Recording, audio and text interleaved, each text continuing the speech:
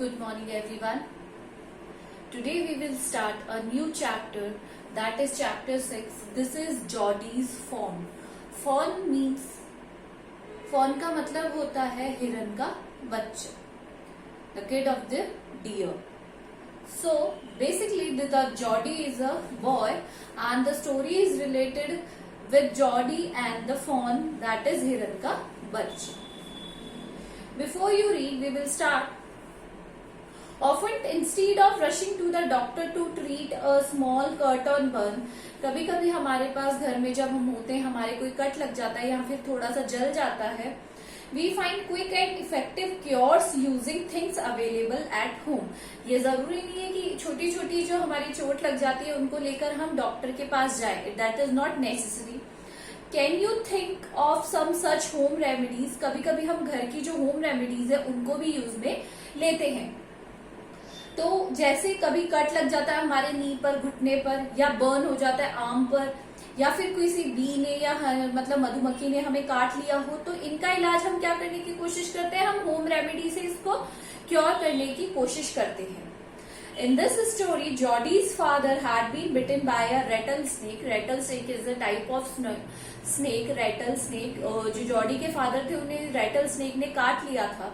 He quickly kills a doe and uses his heart and liver to draw out the poison. और वो suddenly क्या करता है? एक डो को मार देता है और उसके जो हार्ट और लिवर को किस लिए यूज में लेता है? ताकि वो जहर निकाल सके. Geordie wonders will happen to little fawn left without a mother.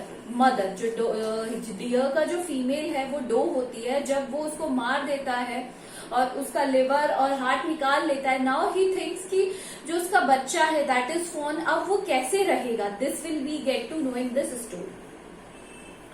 Jordi allowed his thoughts to drift back to the fawn. Jordy ने अपने विचारों को पुनः क्या किया? बच्चे की तरफ खींचा. मतलब he his ideas went back to the fawn. He could not keep his mind out of his mind. उसका दिमाग उससे दूर जा ही नहीं रहा था. He held it in his dreams and उसके सपनों में ये आ रहा था कि वो जो छोटा सा बच्चा है हिरन का, he has taken in his arms, उसे अपनी आर्म्स में ले रखा है. He slipped from the table and went to his father bedside. फिर वो उठकर टेबल से अपने फादर की बेडसाइड पर गया. कौन? George. Penny lay at rest. उसके सब फादर थे. He was resting at that time. His eyes were open and clear. जो उनकी आंखें थी वो खुली हुई थी और क्लियर थी, एकदम स्पष्ट दिखाई दे रही थी.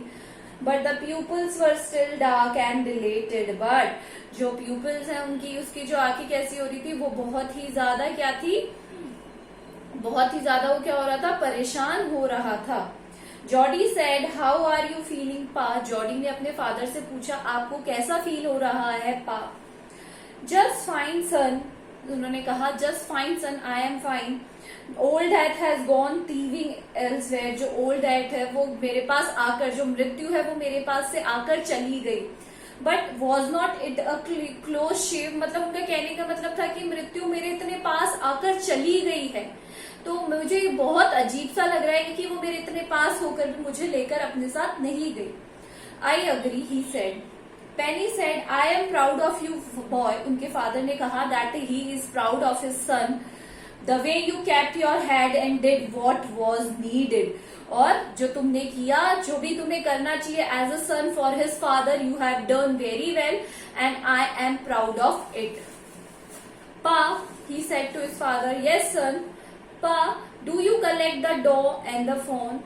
Recollect the doe and the fawn. उन्होंने कहा आपको अभी भी जो डो है, मतलब फीमेल जो डियर थी और उसका जो बच्चा, वो याद है? I can never forget them. उनके फादर ने कहा I can never forget them. The poor doe saved me, that certain. जो पुअर डो थी उसने मेरी लाइफ, मेरी जान बचाई है, and that is very certain. बहुत ही श्योर हूं मैं इसके बारे में.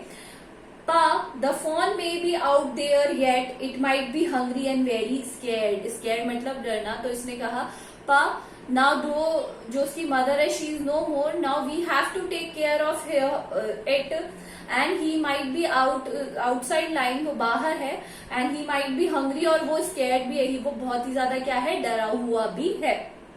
आई सपोज सो, उसके फादर ने कहा हाँ ऐसा होना चाहिए कि ही माइट बी अफ्रेड। पा, I am a big boy now, don't need to drink milk. पा, अब मैं बड़ा बच्चा हो गया हूँ और मुझे अब दूध पीने की ज्यादा जरूरत नहीं है।